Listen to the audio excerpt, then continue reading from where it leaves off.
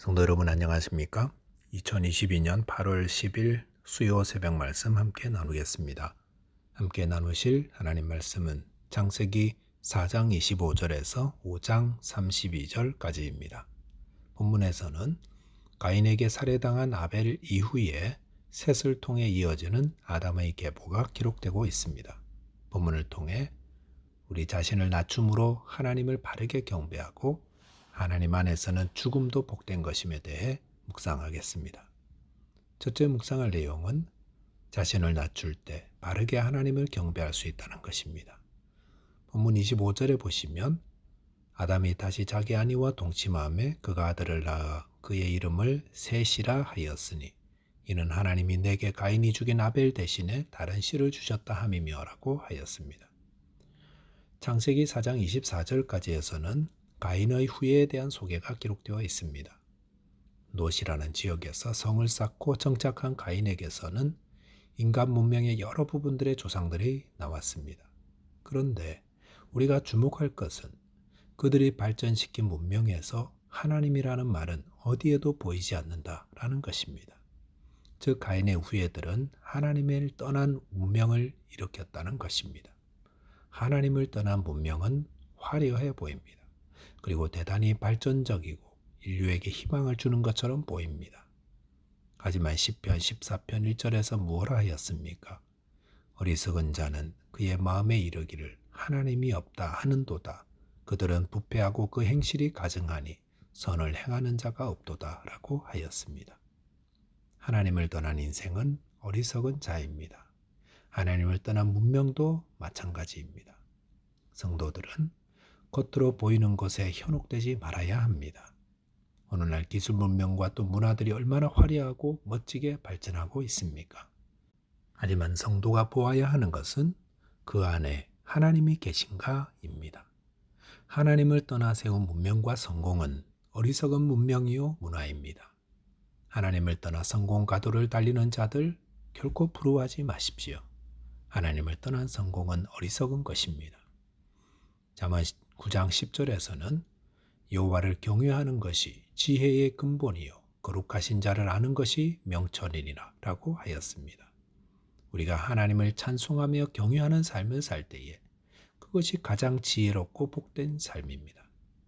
본문 25절에 보시면 하나님을 떠난 가인의 후손들의 이야기가 이어지던 가운데에 하나님은 아담에게 셋이라는 아들을 낳게 하셨습니다.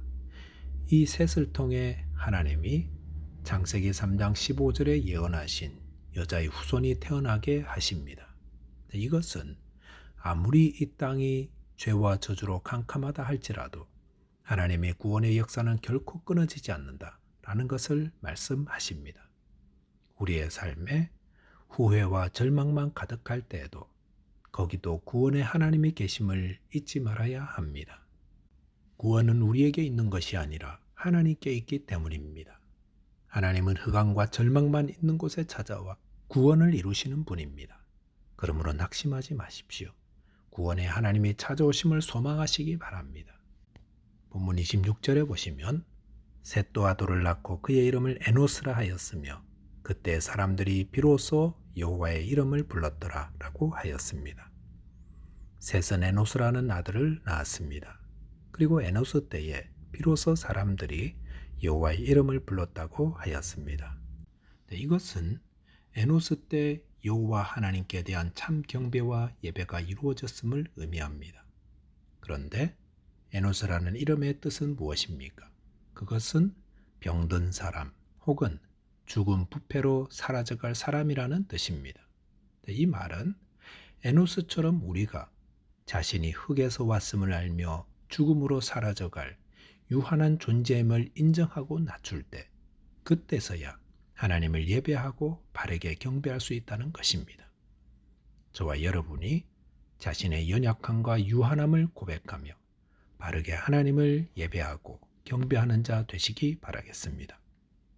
두 번째로 묵상할 내용은 하나님 안에서 인간의 죽음은 복되다라는 것입니다. 본문 창세기 5장에서는 아담의 계보가 기록되고 있습니다. 이 아담의 계보에서 가장 많이 나오는 단어는 아마도 누가 누구를 낳고 몇 살에 살고 죽었다가 아니겠습니까? 이 낳고 살고 죽었다라는 것은 우리 인생이 어떠한지를 보여주는 것이라 할 수 있습니다. 우리는 모두 이 땅에 태어나 자녀를 낳든 혹 그렇지 않든 정해진 기간 동안 살다가 죽습니다.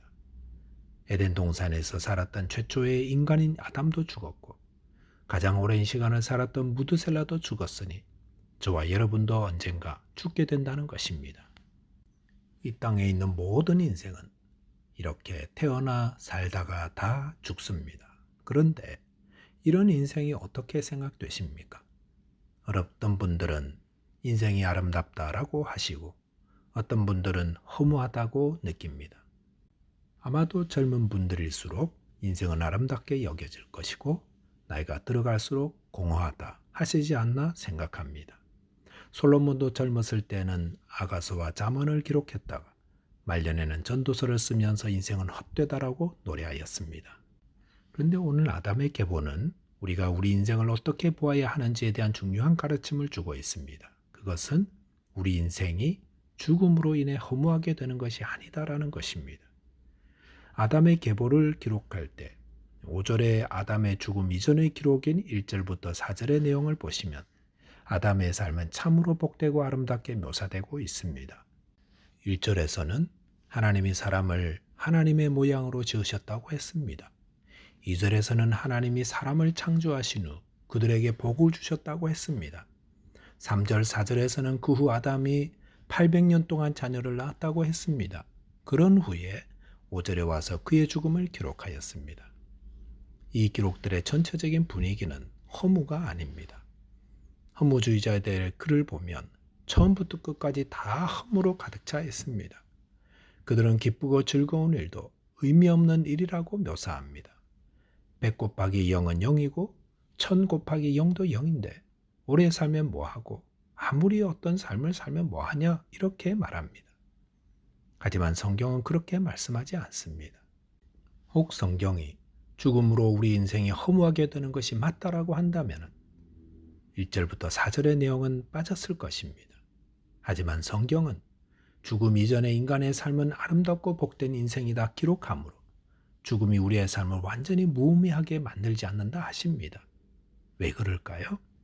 그것은 무에서 유를 만드신 하나님이 우리 인생을 만드셨고 생명과 죽음을 주관하시는 하나님이 인간에게 복을 주셨기 때문입니다. 하나님과 동행하던 에녹은 죽음을 보지 않고 하늘로 들리어 올려갔습니다. 그것은 하나님이 에녹에게 복을 주신 결과입니다. 에녹 사건은 우리를 존귀하게 만드시고 또 복 주신 하나님이 이 땅에서뿐 아니라 우리 죽음 이후 저 하늘에서도 동일하게 우리를 존귀하고 복되게 하심을 보여주는 것입니다. 그렇기 때문에 요한계시록 14장 13절에서는 주 안에서 죽는 자들은 복이 있다 하였습니다. 인간은 누구나 죽습니다. 그러나 우리는 우리의 생명과 죽음을 주관하시는 하나님 손에 있습니다. 그리고 그 하나님은 우리가 살았을 때뿐 아니라 우리가 죽은 이후에도 복되게 인도하십니다. 우리 인생이 무의미하지 않는 이유는 우리가 하나님의 것이며 하나님 안에 있기 때문입니다. 나는 하나님이 만드신 존귀한 존재야. 나는 하나님이 복 주셨어. 그리고 그 복은 죽음 이후에도 변함이 없어. 이 사실을 아는 사람은 하나님을 믿는 신앙 안에서 삶과 죽음을 의미 있게 받아들이는 것입니다. 말씀을 정리하겠습니다. 성도는 하나님을 경배하고 찬송해야 하는 존재임을 아는 자들입니다. 이렇게 하나님 안에 있을 때 성도는 죽어서도 복된 존재가 됩니다. 기도하겠습니다. 하나님 아버지, 저희를 하나님의 형상으로 존귀하게 만드시고 또 하나님을 경배하며 섬기며 살게 하신 은혜를 감사드립니다. 이 창조의 질서를 따라 우리 자신을 낮추고 하나님을 경배하며 높이는 복된 자로 살게 하여 주옵소서. 예수 그리스도 이름 의지하여 기도하옵나이다. 아멘. 오늘도 주 안에서 승리하는 하루 되시기 바라겠습니다. 감사합니다.